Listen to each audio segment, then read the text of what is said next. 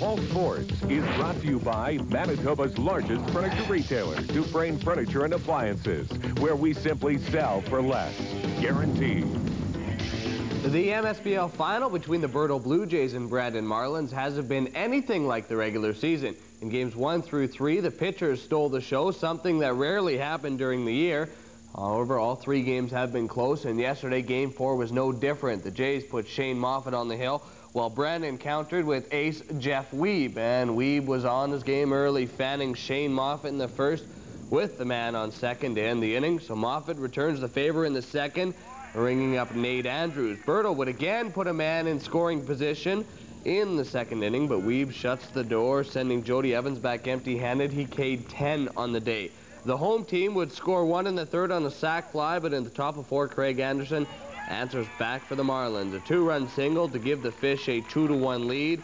The Jays would respond to that in their half of the fourth, though. Trevor Lewis sends a shot to left.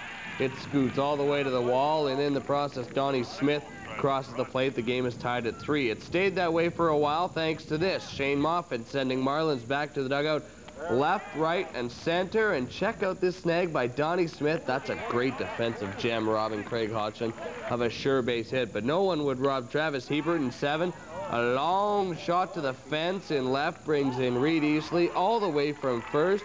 And the Marlins pull ahead 3-2. But once again, in their half of the inning, the Jays respond, and it's the pitcher, Moffat, helping his own cause with a bloop to left.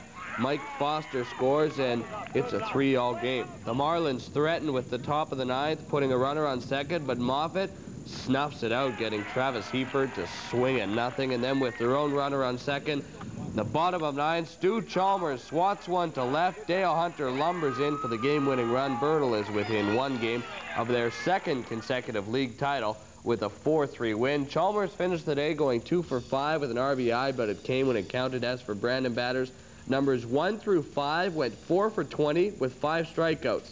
And with more on Game 4, here's Mike Davidson. Much like the 3 previous games of the MSBL final, Game 4 was a close game highlighted by an excellent pitcher's duel. Brandon's Jeff Wiebe and Birtle's Shane Moffat combined for a total of 19 strikeouts.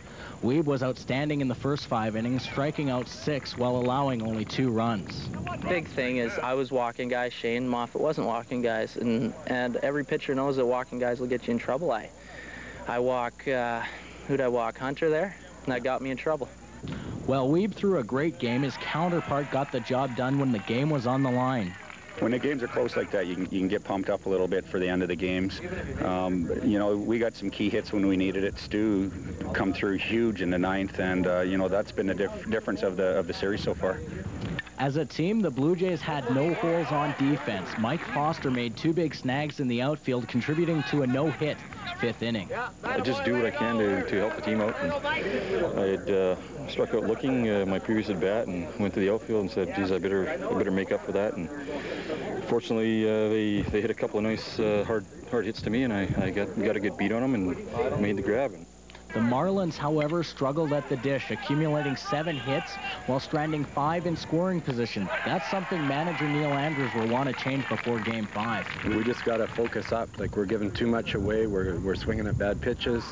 You got to hit the ball to win, especially against these guys, and they've got tough pitching. So we're giving some away, and that's to take nothing away from their pitching. It was right on its mark again there today, and they're hungry. So we just got to pull off what most people don't think can be done.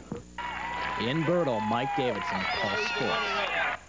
Major League Baseball is heating up right now. The AL wildcard race will go down to the wire. So too will the NL East and Central Division races, respectively.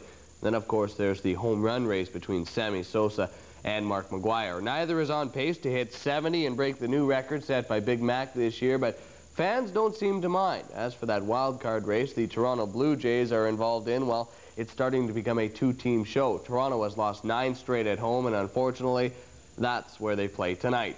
The Jays are just 2 home losses away from tying a club record. They open a series with the Twins tonight. Minnesota has won 4 straight. The Boston Red Sox take on Kansas City, and the Oakland A's are in New York to battle the Yankees. So here's a look at the wild card standings.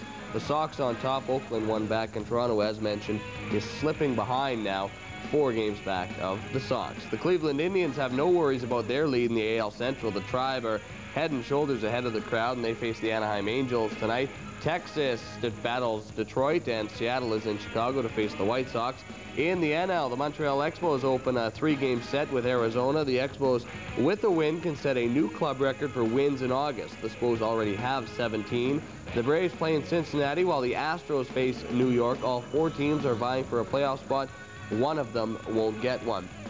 And in St. Louis and San Diego, the home run race continues. Mark McGwire, sitting with 51, faces the Florida Marlins, while Sammy Sosa with 54 takes on the Padres. In Colorado, the Rockies play Pittsburgh, and Los Angeles host the Milwaukee Brewers. The Brew Crew has learned they will be without catcher Dave Nilsson for the rest of the season due to a broken thumb. In the Northern League, the Winnipeg Goldeyes head down to Fargo to battle the REDHAWKS. And at the National Bantam Championships in Windsor, Ontario, the Oil Dome Riggers from Reston fell 11-1 in one semifinal to Quebec, but bounced back in the bronze medal game to defeat BC, so they do claim the bronze medal.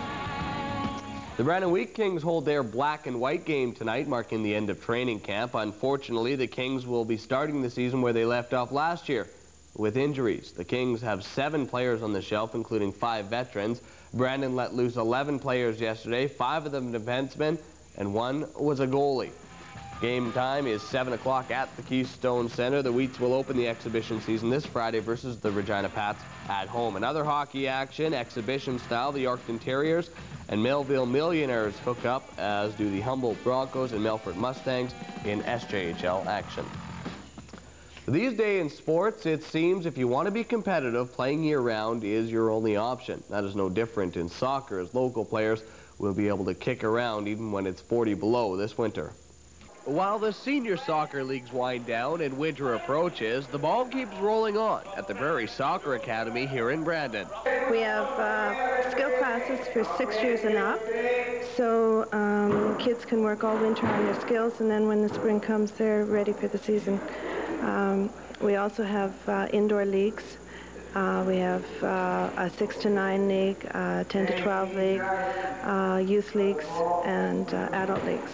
The academy is run by Antonio Trujillo, a former pro player from Chile. And while Trujillo is looking forward to those who have yet to take up the game, he feels the elite players will benefit the most. There are 3 or 4 fundamental points here. One is that the technique will be improved 100%. That means the skill-wise, players will get better for the simple reason that we'll play 12 months a year. The second important thing is that the game is very close tied with hockey, which is in the heart of this country, right? So the faster the game is and the more skilled the players devise on the field, the better they will look, and people will have some identity with the game. As for those elite players, some have traveled all the way from Winnipeg just to learn from Trujillo. Basically with Antonio, like, he's different from all the other coaches in Winnipeg. He actually trains you individually. Like, the coaches in Winnipeg train you as a team. Without the elite, I probably would have never been able to try out for the provincial team and that sort of stuff, because a lot of the people here, they get a lot of new skills through here, and it just helps them with their soccer in total. The city of Brandon is traditionally a hockey town, but down here at the Prairie Soccer Academy, they're hoping to attract some hockey players with the cost factor in mind. When you think of it, it's fairly simple. It's something that everybody can enjoy. It's not expensive. All you need is your shin guards and your, well, here you just need running shoes, so there's not a lot of equipment to buy. And it's fun. It's a lot of... The NFL is on the hot seat right now. The New York Times is reporting that some players may have been let off the hook after failing drug tests. The Times cites videotapes from a 1995 NFL Players Association meeting. The union sources say the NFL made the concessions while negotiating for a more comprehensive drug policy. No players have been named, but a source says one is still active. In other football news, linebacker Chris Spielman has announced his retirement. Spielman was attempting a comeback with Cleveland from neck fusion surgery in 1997, but re-injured his neck taking a violent hit in an exhibition game on Saturday. The 4-time Pro Bowl spent the first 8 years in Detroit before signing with Buffalo in 1996. Spielman sat out last year to be with his wife while she recovered from breast cancer surgery. breast cancer. Being that it's the start of the week, that means Monday Night Football. The NFL's exhibition schedule sees the San Francisco 49ers taking on the Oakland Raiders. For many people, a golf caddy is someone who simply carries clubs and replaces divots. But more and more these days, the role of the caddy is evolving, and if you're a fan of golf, it's a dream job. Turn, folks. Danny Sharp has been through the highs and the lows with Lori Kane, and they're still good friends. Sharp himself, a professional golfer, has been caddying for Kane since she made it onto the LPGA Tour. It's one of the jobs people often dream of doing. But how do you get there? Here's the first rule. Number one is getting along with your player. That's the most important part, because you want to make the player relaxed, calm, be themselves. So if good relationship between the caddy and the player is very important. Knowing them, getting to know them, what to say to them at the right time. Sometimes a caddy doesn't say anything when he needs to, and sometimes he says something when he's not supposed to. So it's important to know your player, know when you can say something, when not to say something. It also helps if you are a good golfer yourself. Sharp is a member of the CPGA. While the old caddy adage of keep up and shut up is essential, so too, says Sharp, is a sense of humor. The player gets nervous, gets tight, gets excited, and it's the caddy's got to be the calm one. He can't get excited, can't be yelling and screaming and cheering, or be upset when the player hits a bad shot. So it's important to stay calm and help your player stay calm.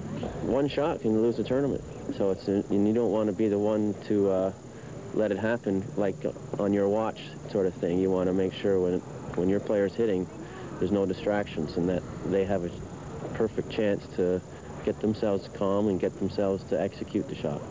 And if you really want to make an impression, Sharp says do your homework, walk the course, know the yardages, and memorize the hazards. And it also helps to be strong. Loaded down with extra balls, rain gear, you name it, Kane's bag weighs around 65 pounds. So does Sharp have the perfect job after all? For all the other caddies on the tour want my job. They say, how come your player hits a bad shot and she smiles? Mine snarls at me when they hit a good shot. Sharp hits the field next with Lori Kane September 4th at the State Farm Classic in Illinois.